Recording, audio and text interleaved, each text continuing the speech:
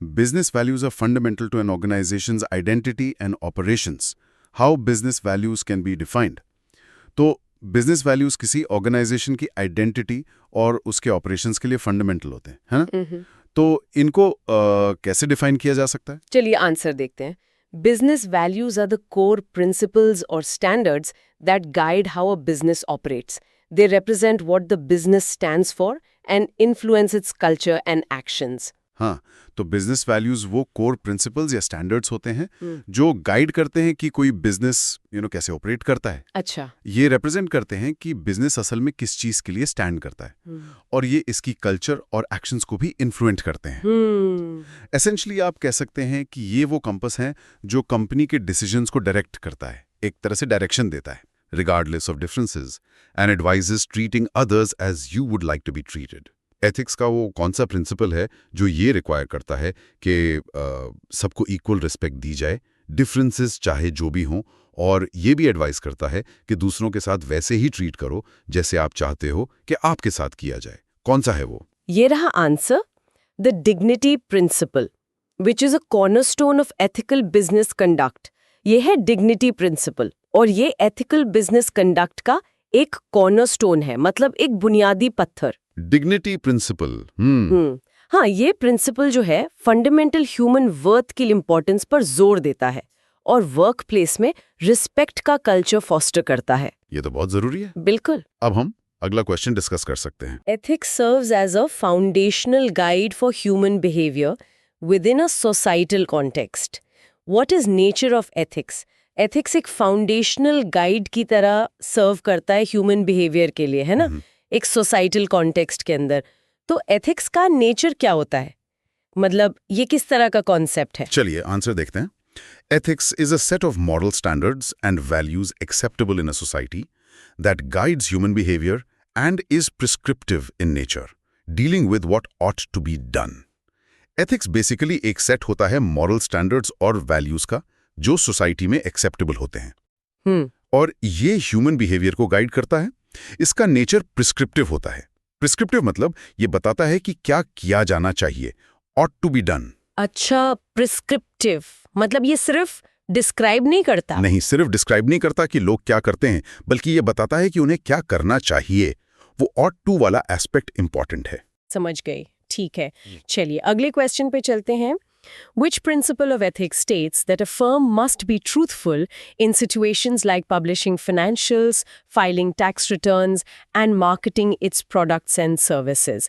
Ethics का कौन सा principle ये कहता है कि एक firm को truthful होना चाहिए, जैसे financials publish करना, tax returns file करना, या फिर अपने products और services को market करते वक्त? ये रहा answer.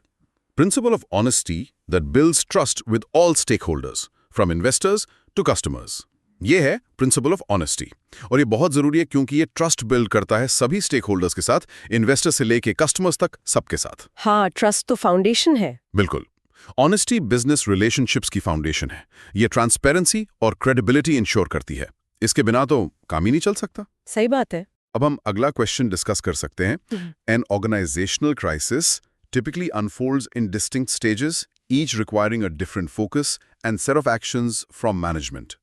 What are the 3 stages an organization passes through in the event of a crisis? देखिए, ऑर्गेनाइजेशनल क्राइसिस जो होता है वो आम तौर पर डिस्टिंक्ट स्टेजेस में अनफोल्ड होता है ना, और हर स्टेज में मैनेजमेंट को अलग फोकस और अलग एक्शंस की जरूरत होती है। तो क्राइसिस की इवेंट में ऑर्गेनाइजेशन किन 3 स्टेजेस से गुजरता है? चलिए आंसर देखते हैं। In a crisis event, an organization goes through 3 stages: the pre-crisis stage, the crisis situation, and the post-crisis stage. Crisis event में organization 3 stages से गुजरता है। पहला है pre-crisis stage, फिर आता है crisis situation, और आखिर में post-crisis stage. Pre-crisis, crisis situation, post-crisis. ठीक है। हाँ, और इन स्टेजेस को समझना इफेक्टिव क्राइसिस मैनेजमेंट के लिए बहुत क्रूशल है।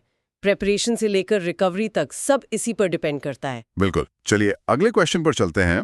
What is the key focus of an organization during pre-crisis stage, and what specific measure can be taken to prevent an ethical crisis arising from internal reasons? तो ये जो पहला stage है pre crisis stage, इसमें organisation का की focus क्या होता है और कौन सा स्पेसिफिक मेजर लिया जा सकता है एथिकल क्राइसिस को प्रिवेंट करने के लिए, खासकर वो जो इंटरनल रीजन से राइज हो। ये रहा answer. Regular ethical audits are useful to identify weak ethical areas. देखिए, रेगुलर एथिकल ऑडिट्स करना बहुत यूजफुल होता है। इससे कंपनी के अंदर जो वीक एथिकल एरियाज हैं उन्हें आइडेंटिफाई किया जा सकता है। Ethical audits. हाँ, ये ऑडिट्स एक प्रोएक्टिव अप्रोच है पोटेंशियल प्रॉब्लम्स को स्पॉट करने और एथिकल ब्रीचेस को प्रिवेंट करने के लिए, इंटरनल इश्यूज को बढ़ने से पहले पकड़ना। ठीक है, ये तो काफी प्रैक्टिकल है। अब हम अगला क्वेश्चन डिस्कस कर सकते हैं। Business ethics provides a framework. What is definition of business ethics and who are the key groups that often determine whether a specific business action is considered ethical or unethical? Commerce की complex world में business ethics एक framework provide करता है, तो business ethics की definition क्या है और वो की ग्रुप्स कौन से हैं जो अक्सर ये डिसाइड करते हैं कि कोई स्पेसिफिक बिजनेस एक्शन एथिकल है या अनएथिकल? चलिए आंसर देखते हैं। बिजनेस एथिक्स रिफर करता है उन एस्टैब्लिश्ड प्रिंसिपल्स को जो बिजनेस बिहेवियर को गाइड करते हैं। ये सब मिलकर अक्सर डिसाइड करते हैं कि कोई एक्शन एथिकल है या नहीं। मतलब काफी सारे ग्रुप्स इन्वॉल्व्ड है इसमें। हाँ बिल्कुल, एथिकल परसेप्शन मल्टीपल पर्सपेक्टिव्स पर डिपेंड करता है, किसी एक ग्रुप का व्यू काफी नहीं होता। सही है। चलिए अगले क्वेश्चन पर चलते हैं। And critical ethical principle that is concerned with morally right and equitable actions, processes and consequences and it establishes moral standards for decisions that affect others is which principle? एक क्रिटिकल एथिकल प्रिंसिपल है जो morally right और equitable actions, processes और consequences से concerned होता है, और ये उन डिसीजंस के लिए मॉरल स्टैंडर्ड्स एस्टैब्लिश करता है जो दूसरों को अफेक्ट करते हैं। तो ये कौन सा प्रिंसिपल है? ये रहा answer, principle of fairness that x tends beyond just outcomes. ये है प्रिंसिपल ऑफ फेयरनेस। अच्छा। हाँ, ये प्रिंसिपल इंश्योर करता है कि डिसीजन मेकिंग प्रोसेस और रिसोर्स एलोकेशन ये सब जस्ट और इम्पार्शियल हों। सिर्फ रिजल्ट फेयर होना जरूरी नहीं, तरीका भी फेयर होना चाहिए। ठीक है, प्रोसेस और आउटकम दोनों। एग्जैक्टली। अब हम अगला क्वेश्चन डिस्कस कर सकते हैं। Which philosophy of Mahatma Gandhi offers a unique perspective on wealth and the responsibilities of capitalists towards society, and what is suggested by this? Mahatma Gandhi की वो कौन सी फिलॉसफी है जो वेल्थ और कैपिटलिस्ट की रिस्पॉन्सिबिलिटीज को लेकर सोसाइटी के प्रति एक यूनिक पर्सपेक्टिव देती है, और इससे क्या सजेस्ट होता है? चलिए आंसर देखते हैं। It is philosophy of trusteeship, according to which capitalists should act as trustees of wealth, recognizing it as the fruit of others' labor. ये है philosophy of trusteeship.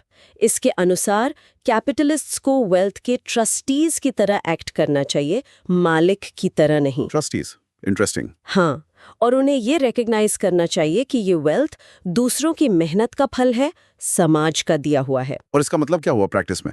मतलब ये कॉन्सेप्ट वेल्थ के रिस्पॉन्सिबल और एथिकल मैनेजमेंट पर focus करता है, society के बेनिफिट के लिए, अपनी जरूरत से ज्यादा वेल्थ को समाज के लिए इस्तेमाल करना। ये तो काफी रैडिकल आइडिया है आज के कॉन्टेक्स्ट में भी। बिल्कुल। चलिए अगले क्वेश्चन पर चलते हैं। The philosophy of trusteeship which imposes duties on those who hold wealth has its origin in which book? ये जो फिलॉसफी ऑफ ट्रस्टीशिप है जो वेल्थ होल्ड करने वालों पर ड्यूटीज इंपोज करती है, इसका ओरिजिन का है, किस बुक में है? ये रहा आंसर। हाँ। This philosophy has its origins in the Bhagavad Gita, originating from aparigraha यानी non-possession and निष्काम कर्म योगा यानी selfless work. हाँ। इस फिलॉसफी का ओरिजिन है भगवत गीता में। अच्छा, गीता में। हाँ, खास तौर पे अपरिग्रह यानी नॉन पोजेशन, जरूरत से ज्यादा इकट्ठा ना करना। अच्छा। और निष्काम कर्म योगा यानी सेल्फलेस वर्क, बिना फल की चिंता किए काम करना। इन कॉन्सेप्ट से ये आया है। वाओ। हाँ, ये दिखाता है कि एथिकल बिजनेस आइडियाज के रूट्स हमारी एंशिएंट विजडम में भी कितने गहरे मिल सकते हैं। बिल्कुल। अब हम अगला क्वेश्चन डिस्कस कर सकते हैं। Ethics and business values are crucial concepts that serve different functions within an organization's framework. Differentiate between business ethics and business values in terms of what they refer to, what they define or determine, and what they indicate. Business ethics और business values दोनों ही crucial concepts हैं, पर organisation के framework में अलग-अलग function सर्व करते हैं। तो इन दोनों में क्या फर्क है? मतलब ये किस चीज को रेफर करते हैं, क्या डिफाइन या डिटरमिन करते हैं और क्या इंडिकेट करते हैं? चलिए आंसर देखते हैं। Ethics refers to guidelines for moral conduct and defines what is morally correct, while values are principles that help in judgment and determine what one wants to achieve. Ethics indicates the magnitude of rightness, whereas values indicate the level of significance. देखिए, ethics refer करता है guidelines को moral conduct के लिए। ये define करता है कि क्या मॉरली करेक्ट है।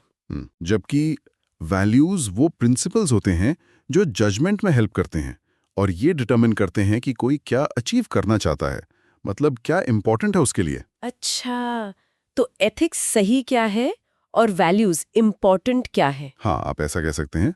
और एक और पॉइंट, एथिक्स राइटनेस की मैग्नीट्यूड को इंडिकेट करता है, जबकि वैल्यूज सिग्निफिकेंस का लेवल इंडिकेट करते हैं। Magnitude of rightness versus level of significance. ठीक है, ये डिस्टिंक्शन क्लियर हुआ। राइट। चलिए अगले क्वेश्चन पर चलते हैं। An essential tool for corporate governance, encouraging individuals to report misconduct without fear of retaliation, is known as which policy and what are its key objective? Corporate governance के लिए एक essential tool है जो individuals को misconduct report करने के लिए encourage करता है, बिना retaliation के डर के। ये कौन सी पॉलिसी होती है और इसके key objectives क्या होते हैं? ये रहा answer. It is called a whistle blower policy. इसका ऑब्जेक्टिव है एम्प्लॉयज, कस्टमर्स या पब्लिक को इनकरेज करना कि वो इल्लीगल या अनएथिकल एक्टिविटीज जैसे ब्राइब्स या फ्रॉड रिपोर्ट करें। कोई भी ऐसी एक्टिविटी जो कंपनी पॉलिसी या लीगल रेगुलेशंस को वायलेट करती हो। और ये बिना डर के होना चाहिए, है ना? एग्जैक्टली, बिना रिटेलिएशन के डर के। ये पॉलिसी ट्रांसपेरेंसी और अकाउंटेबिलिटी प्रमोट करती है, एक तरह का सेफ्टी वाल्व है। बिल्कुल। अब हम अगला क्वेश्चन डिस्कस कर सकते हैं। Where a company proactively identify and mitigate potential ethical issues before they escalate. This is which stage of a crisis? वो कौन सा स्टेज होता है क्राइसिस का जहां कंपनी प्रोएक्टिवली एथिकल इश्यूज को आइडेंटिफाई और मिटिगेट करती है, एस्केलेट होने से पहले? चलिए आंसर देखते हैं। It is the pre-crisis stage, which is a critical period to prevent an internal ethical crisis. ये होता है प्री क्राइसिस स्टेज। हाँ, वही। ये एक क्रिटिकल पीरियड होता है इंटरनल एथिकल क्राइसिस को प्रिवेंट करने के लिए। इस स्टेज में विजिलेंस और प्रिवेंटिव मेजर्स डैमेज को अवॉइड करने में हेल्प कर सकते हैं। प्रोएक्टिव होना की है यहाँ। Got it. चलिए अगले क्वेश्चन पे चलते हैं। The ability to make the right decision based on experience and knowledge, helping to improve circumstances rather than making them worse, is part of which principle of ethics? सही decision लेने की ability जो experience और knowledge पर based होती है और जो सर्कमस्टेंसेस को इम्प्रूव करने में हेल्प करती है, उन्हें वर्स बनाने के बजाय, ये एथिक्स के किस प्रिंसिपल का हिस्सा है? ये रहा answer, principle of prudence, which is a की attribute for any successful business. यह है प्रिंसिपल ऑफ प्रूडेंस, यानी विवेक या समझदारी कह सकते हैं। प्रूडेंस। हाँ, और ये किसी भी सक्सेसफुल बिजनेस के लिए एक की एट्रीब्यूट होता है। प्रूडेंस का मतलब है साउंड जजमेंट और प्रैक्टिकल विजडम का यूज करके डिसीजंस लेना और लॉन्ग टर्म कॉन्सिक्वेंसेस को जरूर कंसिडर करना, जल्दबाजी नहीं। मतलब सोच समझकर फैसला लेना। बिल्कुल, सर्कमस्टेंसेस को बेहतर बनाने के लिए। ठीक है। अब हम अगला क्वेश्चन डिस्कस कर सकते हैं। ठीक है। An essential tool for corporate governance, encouraging individuals to report misconduct without fear of retaliation, is known as which policy and what are its key objectives? Corporate governance के लिए एक essential tool जो individuals को misconduct report करने के लिए encourage करता है बिना retaliation के डर के, ये कौन सी policy होती है और इसके key objectives क्या होते हैं? चलिए आंसर देखते हैं। It is called a whistleblower policy. Its objective is to encourage employees, customers, or the public to report illegal or unethical activities like bribes or fraud that violate company policy or legal regulations.